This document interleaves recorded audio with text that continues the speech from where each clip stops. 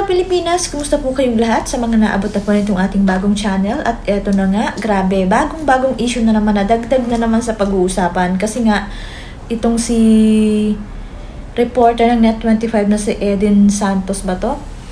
Eden Santos nga ay talaga namang pinapatanggal na ng PCO sa Malacanang. Kasi nga, dahil dito sa reporter na to, laging nabubuta si Auntie Claire. Dito nakikita yung kanyang kabobohan. At saka yung mga tanong niya talaga ay diretsahan. Pero nga, yung tanong naman niya kasi ay tama lang. Kasi yung facts naman yung tinatanong niya eh. Hindi katulad dati nila, di ba dati nung time ni PRRD, parang ang kinakainisan ay si Pia Ranada. Kasi yun, sobrang naman nun, bastos talaga. At saka, parang pilit niyang pinapasama na lang talaga yung mga question niya ay para pasamain lang yung mga sila Bongo, sila PRD nga, sila Bato, ganyan. Ito naman si napakasimple pa nga ng mga banat niya pero totoo. Yun nga lang, dahil sa nagsisinungaling at hindi naman totoo yung mga pinagsasabi ni Auntie Claire at mga propaganda lang para bumango yung mga amo niya, dito siya nasusunog. Kaya ito, pinapatanggal siya ngayon. Grabe no, ang sablay ng government na to kasi nga talagang diktador na talaga sila. Tatalo pa natin yung nasa martial law kasi nga sinusupil talaga nila yung kalayaan ng mga tao na magpahayag, na magtanong. Kita mo yan sa mga vloggers yung ginagawa nila, di ba? Kinakasuhan nila, tapos eto nga, ba't may ipapatanggal, di ba?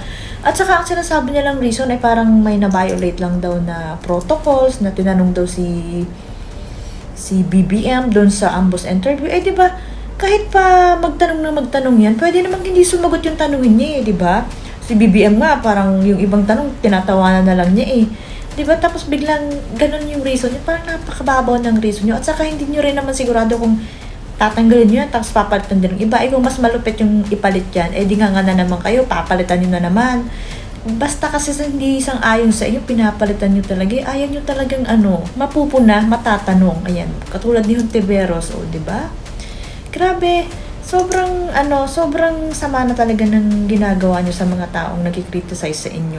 Hindi nyo na nga masagot ng maayos, tapos ayaw nyo pa nang tinatanong, so paano? Tahimik lang tayo.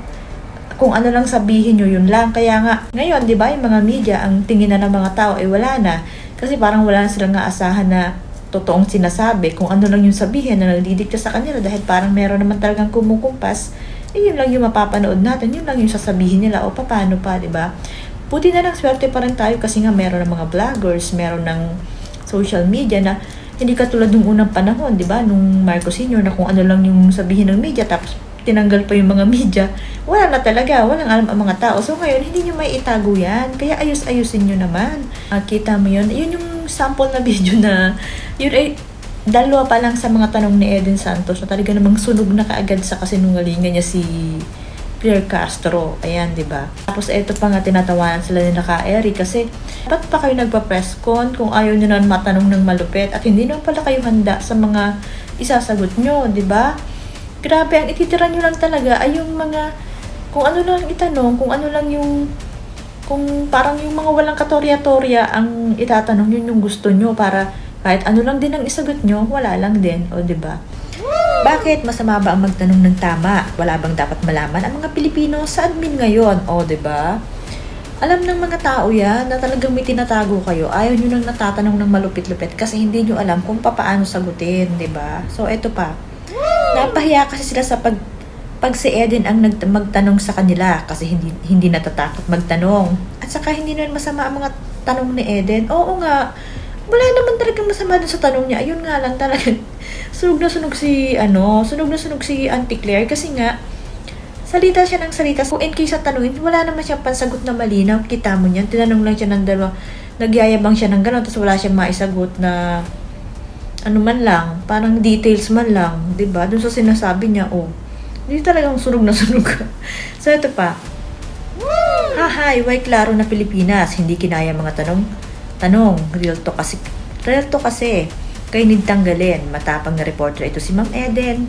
Talagang hindi kinaya ang tanong, just saying, o totoo.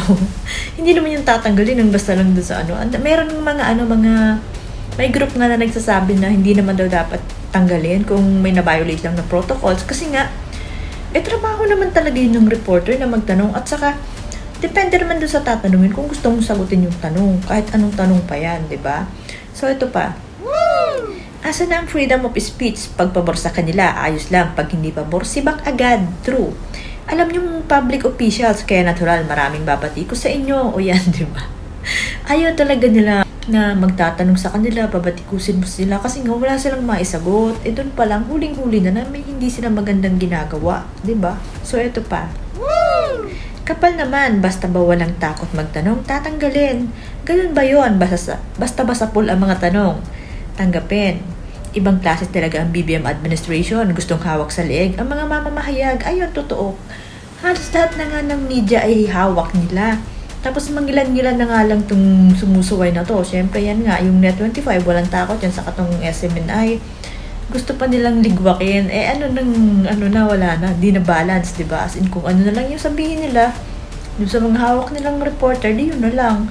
Wala na talagang pag-asang malaman ng mga tao, yung mga dapat na tinatanong, di ba? Yung mga importanteng tanong. So, ito pa. May itinatagong hindi maganda na ayaw nilang maitanong ang mga reporters. Ang ganyan. Kaya ipinatatanggal sa Malacanang Press Corps. Ang gusto lang nilang itanong sa kanila ang mga reporters ay yung magagandang katanungan. Sinusupil nila ang malayang pamamahayag. God save the Philippines, yan talaga. Sinusupil naman talaga na yan nga yung laging sinisigaw ni Atty. Harry Roque, di ba? Sinusupil din talaga ang malayang pamamahayag, malayang pagkasalita, pagtatanong. Hindi na tayo demokrasya. Talagang kung ano na lang sabihin nyo, yun ang masusunod, di ba? Napakasama talaga ng ginagawa nila. At saka, kitang-kita, halatang-halata ng mga tao. So, ito pa. Yan ang signal ng martial law. Gusto lahat na humahawakan sa leeg para lahat sunod-sunuran. Ang mga kokontra, giba. Ayan nga. Yan nga ang sinasabi na, ay nako, martial law na tayo kasi wala na tayong, hindi na pwede magsalita. Kung ano na lang sabihin nila, tumango ka na lang, ganun. Ay nako, grabe. So, ito pa. Paano di ipatatanggal laging pahiya at bubing ang kabulastugan nila? Gusto nila? Pampapogi lang, kahit sablay ang kaso. Di nila kayang bayaran ang taga Net25. Kaya ganyan kakahiya ka, Claire. Dapat ikaw alisin dyan kasi mahina utak mo, bobo. Ayan, di ba? Nakakahiya talaga. As in, kasi nga trending na tong reporter na to. Basta't siya ang magtanong, sa pool talaga, sunog, nakakahiya si Auntie Claire. Kaya yan yung ganyan na yung gagawin nila. Sa bagay, mula naman kasi kay BBM, ayaw rin niya nang tinatanong siya. Ano pa na mga asahan mo dun sa mga taong kinuha niya? Sabi nga ni BP Sara, mahina yung brain cells, diba? Mga bobo. Wala tayong magagawa. Ano pa nga asahan natin? So, abangan natin. Meron daw kumukontra dito. Tingnan natin kung matatanggal siya